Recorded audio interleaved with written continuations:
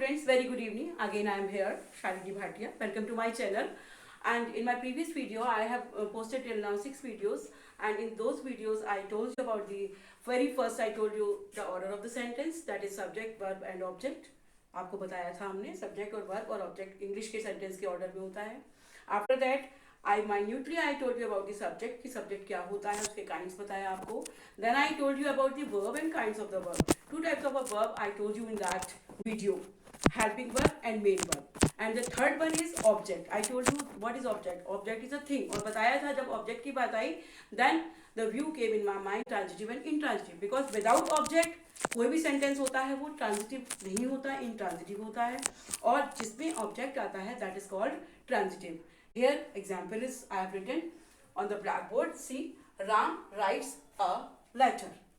तो अगर आपको ये पहचानना है कि ट्रांजिटिव वर्ब कौन से होते हैं, तो आप वर्ड से क्वेश्चन कीजिए. उसमें वर्ड से क्वेश्चन अगर करेंगे आपको आंसर मिलेगा कि जैसे है Ram writes a letter. Ram क्या लिखता है? Letter. What does Ram write? Letter. Letter आया तो आप वर्ड से और होम से क्वेश्चन करेंगे. If you are getting the answer it means that is transitive. Ram writes neatly. Same verb हमने यहाँ यूज किया है. राम कैसे लिखता है? साफ लिखता है. तो ये क्या होगा? इनट्रांजिटिव, क्योंकि यहाँ पर ऑब्जेक्ट नहीं है. Okay. And the second example, the same verb I have used here, it is of transitive verb. Ram writes a letter.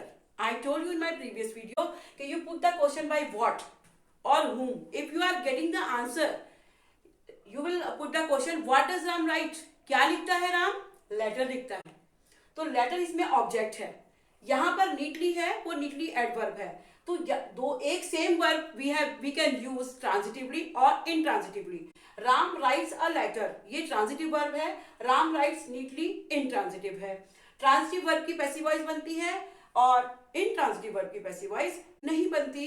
तो any verb we can use transitively और intransitively. It depends on the use of the verb. Ram writes a letter. अब इसकी passive voice बताएं आपको कैसे बनेगी. A letter is written by Ram. लेकिन आप इसकी passive voice नहीं बना सकते.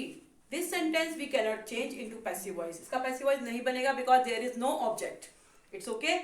Now let us overview the kinds of the verb. जिसमें आपको transitive, intransitive I have made you understand. आपको explain कर दिया. अभी दोबारा मैंने explain किया. उसके बाद आता है intransitive, then linking verb. Linking verb, verb of incomplete predication. And the fourth one is auxiliary और हेल्पिंग वर्ब. इस वीडियो में आपको हम बताएंगे ओनली लिंकिंग वर्ब के बारे में. You can see the examples. Sugar taste sweet. She looks happy. The sun is hot. Sonia was present. देखिए यहाँ पर इनको ऐड करने के लिए, ज्वाइन करने के लिए हमें किसी ना किसी वर्ड की नीड है. तो these are verbs but these are linking verbs. Sugar को और स्वीट को. शुगर कैसी होती है? मीठी. उसको कौन ज्वाइन कर रहा है? कौन जोड़ रहा है? टेस्ट. शी लुक्स हैप्पी, है ना. तो वह दिखती है खुश. Now come on the fourth kind of the verb, that is auxiliary और helping verb, which I told you earlier in the kind of the verb.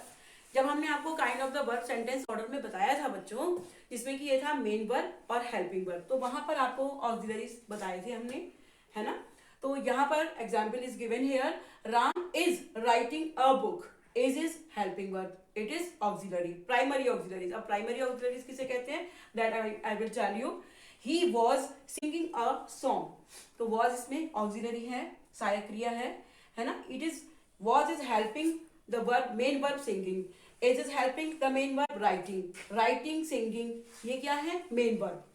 You have spoken the truth. Have क्या है? Helping verb, auxiliary. और spoken main verb. You do not waste your time. इसमें ये negative में लिया है. Present indefinite का negative है ये. That's why we have used here do as a helping verb.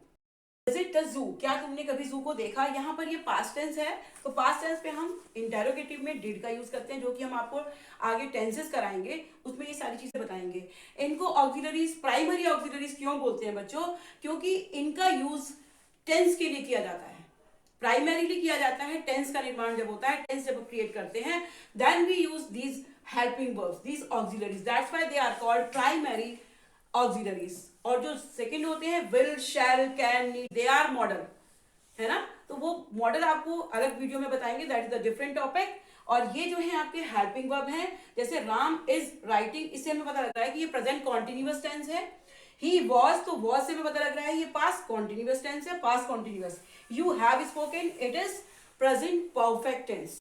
तो यहाँ पर थर्ड फॉर्म यूज किया है स्पीक का, और have is, it is use in the present perfect tense, have है ना, थर्ड फॉर्म के साथ यूज होता है। और यू टाइम, तुम अपना टाइम वेस्ट नहीं करते हो, it is the tense of present indefinite का नेगेटिव है ये, that's why I have used here do, तो it is also helping verb.